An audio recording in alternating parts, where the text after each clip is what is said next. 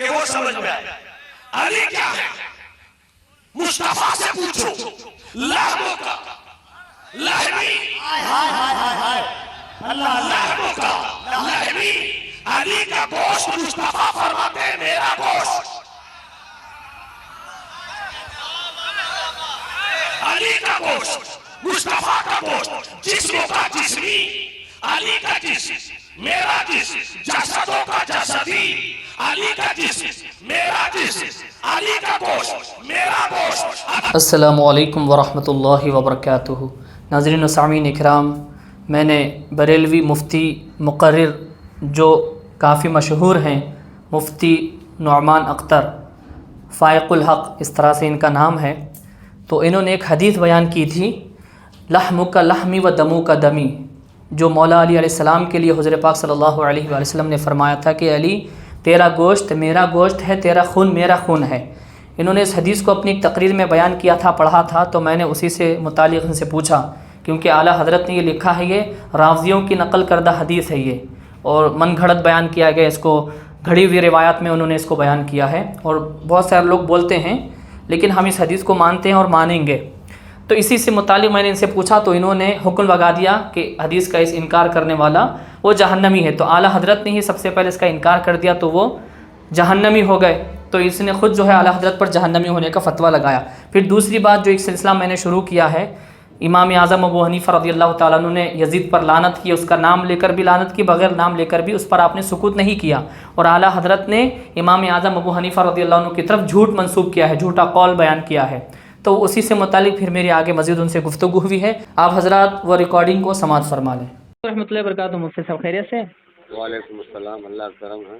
ماشاء اللہ الحمدللہ. میں ماشاء اللہ کا بیانات وغیرہ سنتے رہتا ہوں، آپ کے کافی پسند آتے ہیں، اور ایک بیان سن رہا تھا جو خلفائے راشدین رضی اللہ عنہم کے تعلق سے، پھر مولا علی کے تعلق سے آپ نے بہت ہی خوبصورت پیاری احادیث بیان کی، پھر اسے استدلال استنباط بھی بہت اچھا کیا تھا. یہ بھی حدیث آپ نے پڑھی تھی حضرت، لحموں کا لحمی دموں کا دمی، تیرا گوشت میرا گوشت، تیرا خون میرا خون ہے. مجھے بہت اچھا دکھا آپ سے سن کے، کیونکہ بہت لوگ اس کو پڑھتے نہیں ہیں. جی. تو حضرت کچھ لوگ ہیں جو جیسا کہ دیوبندی ہے یا غیر مقلدین ہو گئے، وہابی وغیرہ دوسرے لوگ اس حدیث کا انکار کرتے ہیں. کچھ لوگ ہیں بولتے ہیں یہ حدیث ہے ہی نہیں، یہ من گھڑت حدیث ہے. تو ایسے لوگوں کو کیا بولیں گے حضرت؟ جب وہ وہابی اور دیوبندی تو مزید کیا بولنا ہے؟ جی نہیں، دوسرے بھی لوگ جیسے کہ اگر کوئی دیوبندی وغیرہ بھی نہیں ہے، اگر کوئی سنی ہے، اپنے آپ کو سنی بھی بولتے ہیں، دیوبندی وہابی علیہ حدیث نہیں بھی ہیں، تو اس کے علاوہ بھی بولتے ہیں. جوابات تو بہت ہے، مگر کیا بولتے پہلے یہ تو سمجھائیں. بولتے ہیں کہ یہ حدیث جو ہے رافضیوں کی طرف سے گھڑی ہوئی ہے، رافضیوں کی حدیث ہے، یہ حدیث کی کوئی اصل نہیں ہے، اس طرح سے بولتے ہیں وہ لوگ. کس اہل سنت و جماعت کے عالم نے ایسا کہا؟ جیسے بھی اگر کوئی یعنی کہ ہمارے بھی ہیں کوئی یعنی مسئلہ کہ اعلیٰ حضرت سے بھی تعلق رکھتے ہیں. کسی نے کہا ہوگا نا. جی بالکل میرے سامنے ہی ہوا ہے سر، جو ہمارے سنی ہے، مطلب اعلیٰ حضرت کو بھی ماننے والے، ان سے بھی محبت کرتے ہیں. پہلی چیز تو یہ ہے کہ باب الفضائل میں جی ضعیف حدیث بھی مقبول ہے. اچھا، مطلب یہ حدیث ضعیف بھی ہے مطلب؟ میں ایک بات بتا رہا ہوں، قاعدہ کلیہ میں بتا رہا ہوں. جی. اب جو لوگ اس کے خلاف بولے تو وہ کیا بولے پہلے یہ نہ بتائیے. یہی بولتے ہیں کہ یہ موضوع حدیث ہے، من گھڑت ہے. یہ سب فون پہ تھوڑی بات ہوتی ہے زیادہ. جی میں یہی بول رہا ہوں کہ من گھڑت حدیث سے بولتے ہیں یہ لوگ اس کو. من گھڑت ہے تو ثابت کر دینا کیسے من گھڑت ہے، تب نہ کچھ بات ہو. صحیح. ہاں بس ثابت کرتے ہیں، پتہ ہے. تو اب ان لوگوں کے اوپر مطلب کیا حکم لگے گا حضرت؟ وہ تو حدیث کو من گھڑت بول رہے ہیں. اگر حدیث کو وہ من گھڑت بول رہے ہیں، من گھڑت حدیث ہے تب نا. اب وہ بول رہے ہیں تو ان پر جو سرکار کی بات کو سرکار کی بات نہیں اور کہے کہ سرکار کی بات ہے تو اس کا ٹھکانہ جہنم ہے. جی. اب اسی حدیث کا نا جو بھی آپ پڑھے، میں آپ کو پڑھ کے بتا، لحموں کا لحمی و دموں کا دمی، تیرا گوشت میرا گوشت، تیرا خون میرا خون ہے، اس کا بھی انکار کرتے ہیں تو وہ بھی مطلب جہنم کا ٹھکانہ ہے. جو انکار کرتے اس کو انکار کرنے دیجیے، ہم اس کو کیوں بحث کرنے جائیں؟ نہیں مطلب حکم ہے تو آپ بتائیے. نہیں مجھے تو نہیں حضرت، میں تو بس آپ سے جاننا چاہتا تھا. ہاں ایک مطلب یہ جی ایک سامنے آ کر بات کریں، ٹیلیفونی گفتگو نہیں کریں، ٹیلیفونی گفتگو نہیں. صحیح حضرت. ٹیلیفون پر پوری بات بھی نہیں ہوتی ہے اور طرح کے مطلب نکالے جاتے ہیں. صحیح.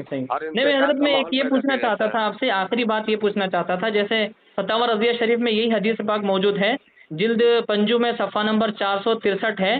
اس میں جو ہے اعلیٰ حضرت تحریر فرمایا ہے کہ یہ ناقل رافضی حضرات اہل بیت اکرام اعلیٰ سیدم و علیہم الصلاۃ والسلام کے فضائل میں وہ باتیں روایت کرے جو اس کے غیر سے ثابت نہ ہو، جیسے حدیث لحمو کا لحمی و دمو کا دمی، تیرا گوشت میرا گوشت، تیرا خون میرا خون، تو اعلیٰ حضرت فرمائے کہ رافضیوں کی نقل ہے. کہاں پر ہے؟ جلد پنجم صفحہ نمبر بتا 463. دیجیے، میں دیکھ لوں گا، ایسا وقت میں بھی احتیاط کروں گا. جی جی حضرت، جلد نمبر پنجم ہے، 5 جلد ایسا نمبر ہے. ہوگا تو میں بھی احتیاط کروں گا نا. جی آپ نے تو حضرت لیکن حکم اگر سنا. اہل سنت والجماعت کی کتاب میں کہیں حدیث نظر سے گزر گئی تو ہم نے اس کو پڑھ دیا. اب ہر آدمی کی نظر تو پھر استیاب ہر چیز پہ نہیں نا ہوتی ہے. نہیں، کیونکہ فتاوی رضویہ میں اعلیٰ حضرت اگر تحریر. ایسا ہے فتاوی رضویہ میں جی تو جی یقیناً میرے اعلیٰ حضرت اپنے دور کے محقق اعظم ہیں.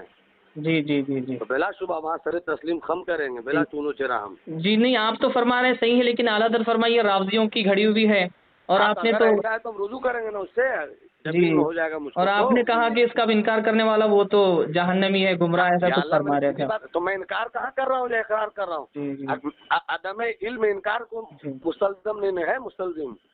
جی جی صحیح، آپ تو فرما رہے تھے. اچھا اعلیٰ میں حضرت کو بھی لعنت آپ کر نے رہا ہوں کہ نہیں گمراہ کر رہا ہوں. آپ نے اعلیٰ حضرت کو بھی گمراہ کہہ دیا حضرت حدیث کی روشنی میں.